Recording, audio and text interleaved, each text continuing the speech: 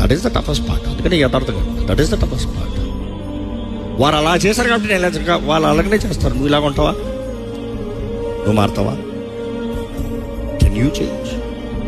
They dishonour you, they disrespect you, but can you love?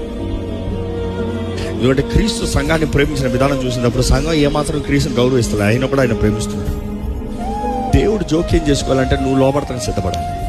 దేవుడు జోక్యం చేసుకోవాలంటే ఎవరు నిన్ను ఏమన్నారు, ఎవరు నీకు విరోధంగా నిలబడ్డారు, ఎవరు నిన్ను ఎట్లా ట్రీట్ చేశారు, ఎన్ని పక్కన పెట్టి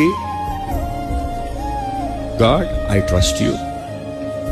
I know you will fix, you will work, you will do.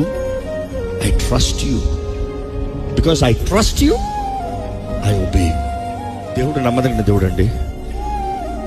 ఆయన నమ్మి ఆయన చేతులకు పెట్టుకుంటే దేవుని వాటికి తెలియజేయబడుతుంది. పగిలిన పాత్రలను కూడా బాగు చేయగలిగిన దేవుడు అంట. Broken lifes, broken self, broken hearts, but my God is able to fix.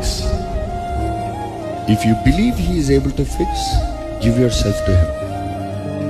Tell God, fix me.